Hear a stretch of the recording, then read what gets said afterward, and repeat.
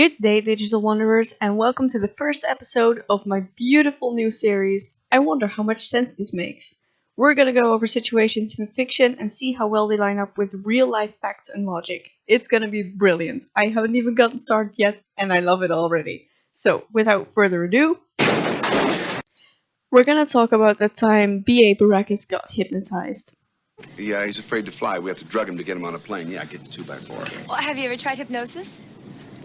Yeah, well, it's a great idea, but none of us knows anything about hypnosis. I do. First of all, no you don't, but we'll get into that. Second, I'm mainly showing you this part to provide some context. While it isn't stated explicitly, I think we can safely assume from this exchange that no member of the A-team got hypnotized before this moment. Okay, let's get to the juicy stuff. Would you mind if I took a closer look at it? Sure, look all you want.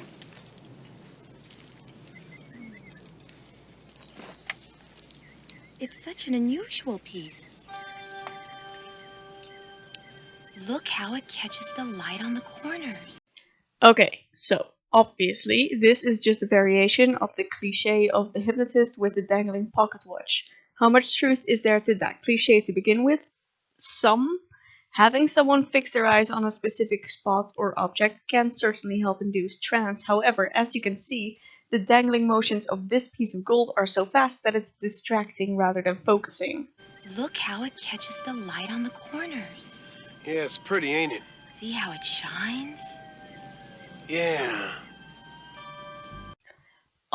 Judy, that necklace is your tool, nothing more. It's not going to do anything all by itself. I mean, imagine if you could actually put people in a hypnotic trance just by swinging a watch or a necklace in front of their face. That would have been exploited in so many ways by so many people.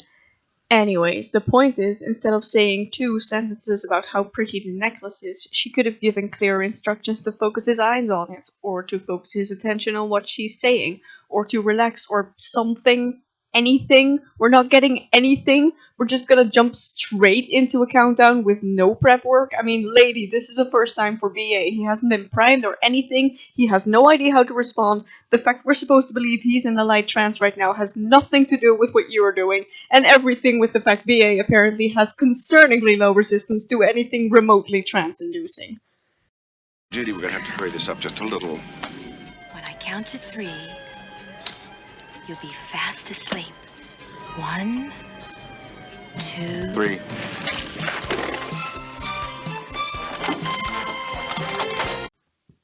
Why are you counting up? Okay, I admit that's just a pet peeve of mine. I personally think it makes more sense to count down for going down and count up for waking up, but I guess if you insist on switching them around, you can. Just make sure you don't also count up for waking up. 1, 2, 3. It can't hurt you if you don't care. It can't hurt you if you don't care. It can't hurt you if you don't care. Okay, I'm done. What were we doing again?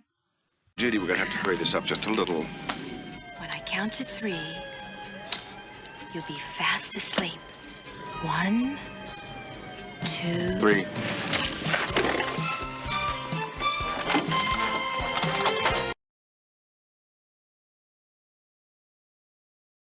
First of all, Judy is confusing deep trance with sleep. People can't fall asleep on command just like that, and even if they could, that would complicate matters. Hypnosis isn't going to be very effective anymore if he's literally asleep, because he can't hear what she's saying.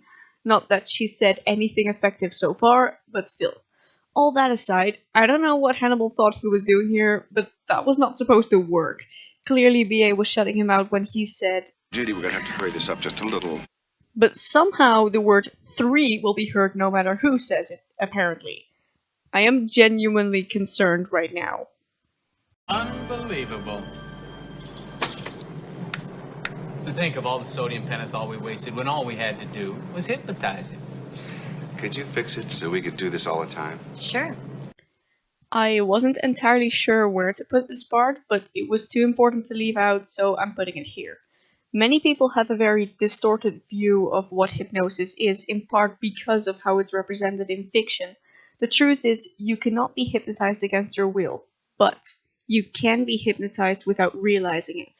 I'm guessing that's what happened to BA, because if he knew that this was going to happen, he would never have consented.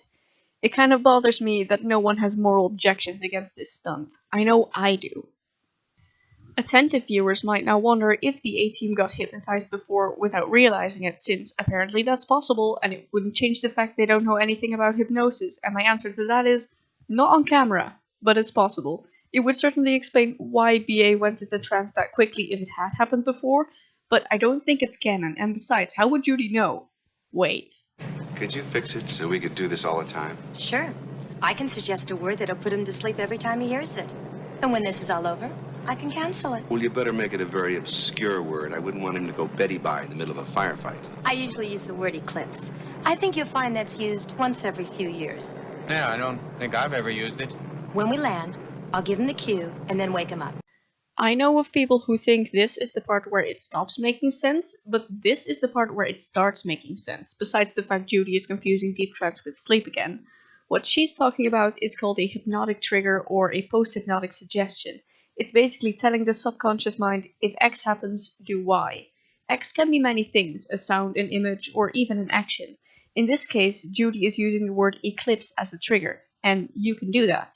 You shouldn't, and I'll get into why, but that doesn't mean you can't. BA, when I count to 3, you will wake up. But when you hear the word eclipse, you will fall right back to sleep. Judy, no, you're making a big mistake!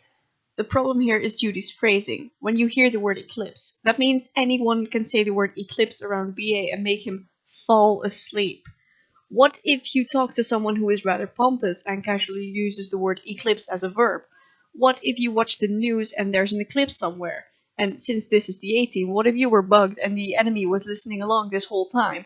I cannot stress enough what a terrible idea this is. I mean, how much more effort is it to say when one of your teammates says the word eclipse? Or when someone you trust says the word eclipse? You talk like you've been doing this for years. How many shenanigans must this phrasing habit of yours have caused? 1, 2, 3. Where are we? What's going on? We're in a plane. Is that fool Murdoch flying this thing? Eclipse? Hey, Hannibal, this is gonna be fun. Just don't get carried away. Why do you feel the need to do this on a plane? Couldn't you have gotten BA out of the plane before waking him up? Why must he suffer? All we have to do is get Murdoch to crash the plane. Well, I think I'd like to be hypnotized for this part, too. Suit yourself. You know, they never told us if Face did get hypnotized for that part. I'm guessing it wasn't really needed. I, for one, would have loved to see how Judy handled someone who actually consented. I'm out of ammo, BA. Hand me some clips. What? Clips! Give me clips! You said the trigger word. You said eclipse. Judy! And this is why using just the word eclipse as a trigger is stupid. If you want to use a word combined with a sound. For example, snapping your fingers and saying eclipse. That way, if you accidentally say something that sounds like eclipse, it won't cause any trouble, because you didn't snap your fingers when you said it. Combining a word and a sound together ensures this trigger will only ever be used intentionally. Plus, you also won't have to think of a word you'll never say. I really can't believe that whoever taught Judy never mentioned this to her. BA is afraid to fly Uncle Jess. That's what this is all about. Really? I bet Judy here can help you out. She knows hypnosis, and I bet she could put BA in a trance and talk him right out of his fear. First of all, if only it were that simple, but it's not your job to know if it is, so I'll let it slide. Second, even if it were that simple, why didn't she just do that? I mean, they spent hours flying. That's plenty of time if you ask me, and helping BA get rid of his fear would have been a lot more ethically sound than what you've been doing this entire episode. So now we turn to our sense-o-meter to see how much sense this actually makes, and it lands on a solid questionable. Now for the question that really matters, do I mind? No, not really. This is the A-Team. Every episode has its questionable logic, and it makes for some hilarious moments. It's okay to make no sense if you own it, and this show definitely does. So far, the first episode of I Wonder How Much Sense This Makes. Thank you very much for watching. If you have any suggestions, pun intended, for topics I should cover next, don't be afraid to leave them in the comments below, and I will see you beautiful people in the next one.